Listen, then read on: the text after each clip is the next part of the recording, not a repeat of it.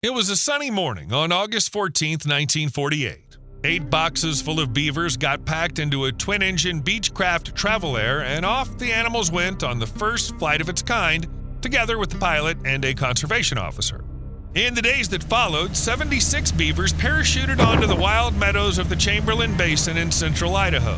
It was a perfect spot for beavers. People were far away, and natural beaver activity could only make the surroundings better.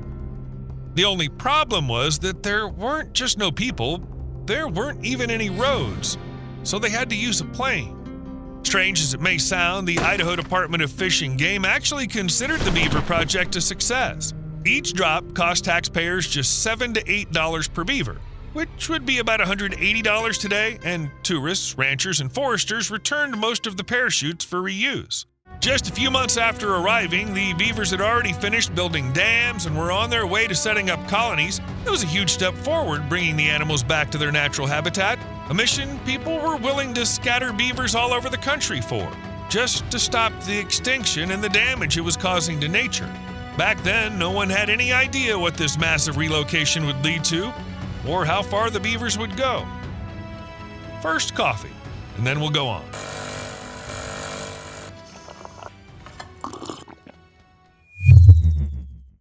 A super unobtrusive reminder to do that thing under the video. And it all started. Actually, way back in the 1600s, when beavers all across North America ran into serious trouble.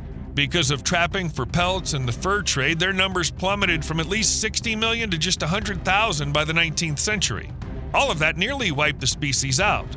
As soon as scientists realized how important the species was for the health of river and coastal ecosystems, and just how much damage its absence had done to nature, bringing beavers back and protecting them became a top priority. It all started with relocation. Hunters would catch beavers where they still lived, load them into trucks, and deliver them to the Nature Protection Officer. After spending the night, the animals were put into another truck and taken to the end of the road closest to the spot chosen for their relocation. Then the packed-up beavers were tied to horses or mules for the final leg of their trip, even without counting the fact that the relocation involved 2 layovers, which would stress anyone out. Beavers can't handle heat from the sun and need to be given water all the time. Because of the harsh conditions, they were often so tense they refused to eat. Besides, the mules would get skittish and grumpy whenever they were loaded up with a struggling, stinky pair of live beavers. So at some point, it became clear that a different kind of transport was needed. Otherwise, there'd be no relocation at all. That said, it's worth mentioning that horses are still used for this job even now. In Utah, back in September 2023, you might have come across a strange sight. A line of slowly marching horses, each carrying a beaver strapped to its back. The rodents were on their way to a new home, a front line in the battle against drought and wildfires in the region. Maybe those were horses specially trained to carry beavers? Whatever the case, no one had heard of such a thing back in 1948. Instead, the employee from the Fish and Game Department came up with a new way to transport, tie boxes with beavers to parachutes left over from World War II, and then drop them from a small plane, beaver paratroopers. However strange this option may seem, after the war, many planes were left idle and fuel was cheap, so why not drop beavers with parachutes? First, it was necessary to design a crate that could securely hold 2 beavers during transport, but would open right after the package touched the ground. The first prototype was made of woven willow so the beavers could easily chew their way to freedom, but this idea was quickly abandoned when they realized the animals could chew their way out while still in the air. After experimenting with other box configurations, which were first tested empty and then with an old beaver named Geronimo, it was decided to use a special design. It included 2 wooden boxes without lids connected together like a suitcase. Each box was ventilated with drilled holes 1 inch in diameter. A complicated rope harness held the entire structure together until the box landed, then the loops opened, releasing the beavers. Also, the best conditions for the drop were tested. Scientists found that the pilot should avoid trees, fly low enough for accuracy, and yet high enough for the parachute to deploy. The perfect height was from 490 to 787 feet. And all of this was discovered with the help of the beaver Geronimo. Every time he climbed out of the box, someone was there to put him back in. Eventually, Geronimo gave up. and as soon as someone approached him, he crawled into his box. But for his participation in the experiments, Geronimo became one of the first beavers sent on their way. He had priority booking on the first ship of beaver settlers, and 3 young females went with him. This composition of the drop is no accident. Wildlife protection staff consulted with the Idaho State Fur Management Inspector and found out that the best way is to relocate groups of 4 beavers, 1 male and 3 females. Although freely falling beavers might not be the perfect option, tests showed that it reduces the time beavers spend in the crates. This in turn leads to a higher survival rate than moving over land. Maybe parachuting for beavers is less stressful than riding a mule. Anyway, this airdrop was one of a kind. No one's ever repeated anything like it. Today, helicopters are used for such tasks, which don't require parachute drops. But beavers actually do just fine with relocation without human help. This is the Arctic, which has long been home to species that are well adapted to the cold and harsh conditions of the region, from polar bears and reindeer to narwhals and ringed seals, and now these species have a new neighbor, the beaver. It all started several decades ago when an unknown number of tough pioneers made their way north through the tundra. They say one beaver traveled so far to get there that it wore the skin off the underside of its long, flat tail. And today, its relatives have homes and colonies scattered across the tundra in Alaska and Canada, and their numbers keep growing. Beavers are moving north as the climate warms up and the permafrost thaws in their new habitats, and when beavers move somewhere, they bring with them the ability to reshape entire landscapes in no time at all. Of course, to many who've seen beavers in person, they don't exactly seem like the traveling type. However, beavers are migratory animals and adapt well to new places. After they turn 2, young beavers leave their family colonies to find a new place. They might roam for a year or 2, occasionally settling in new territories, and apparently they successfully reproduce there. And so, generation after generation, beavers move further north. A few decades ago, the northern boundary of the beaver's habitat was defined by the boreal forest. This makes sense. Beavers use woody plants as food and material to build their dams and lodges. In aerial photos from the 1950s, there were no beaver ponds in the Arctic part of Alaska. However, in a recent study, scientists scanned satellite images of almost every creek, river, and lake in Alaska's tundra and found 11,377 beaver ponds. In these photos, you can see how beavers have transformed a tundra stream near the forest edge on the Seward Peninsula in Alaska. The black ponds in the 2019 photo were created by the beaver dams at their lower ends, shown by the white arrows. Inupiat people near Kotzebue in northwestern Alaska first noticed beavers living in the local streams in the 1980s and 1990s. In the Yukon, hunters spotted the first beaver dams in 2008 and 2009. In the tundra around the town of Kotzebue, there were only 2 beaver dams in 2002, but by 2019 there were already 98. On the neighboring Baldwin Peninsula, the number of dams also grew from 94 to 409 between 2010 and 2019. It's known that beaver started moving into the tundra of Alaska 40 to 50 years ago and keep spreading further. They're already on the western coast of Alaska and have reached the Bering Strait.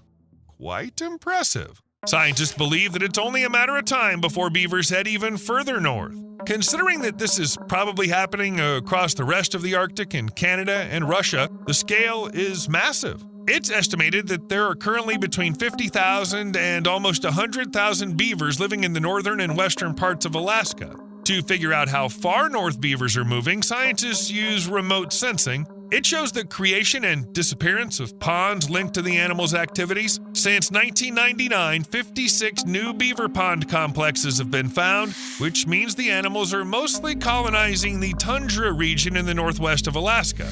As of today, between 12,000 and 13,000 beaver ponds have been mapped in the Arctic tundra of western Alaska. This is what 11,377 beaver ponds look like. They were recorded using a set of high-resolution satellite images from 2006 to 2020. As for the northern tundra of Alaska, there are no beaver ponds here, not yet. What beavers have already done to the landscapes all over Alaska kind of stunned the researchers. They said it was like hitting the ecosystem over the head with a hammer. The intensity and speed of the beaver's impact on the landscape, when looked at from space, are similar to a forest fire. And that's when I started thinking, why did the beavers actually head north? I mean, it's not a common direction for any animals. It's cold up there. We're talking about the Arctic tundra, where it's cold, windy, and there aren't many trees, but it seems like that image of the tundra is a bit outdated. Recently, the region warmed up a bit, allowing more shrubs and woody plants to grow. Rising air temperatures are changing the biome of the Arctic tundra. The permafrost is melting, the snow cover doesn't last as long, and the shrub vegetation is spreading. The ice on the rivers melts earlier, and they don't freeze as solidly in the winter as they used to. And so the beavers, noticing these changes, started to expand their range. They need shrubs and young trees, and the shrubs are just spreading, plus the amount of open water in winter is also increasing. The second's important too, since beavers don't hibernate. Since tundra isn't a typical beaver habitat, they don't run into predators or have to fight over resources. All in all, it's a great place to move to. Or maybe even return to their roots.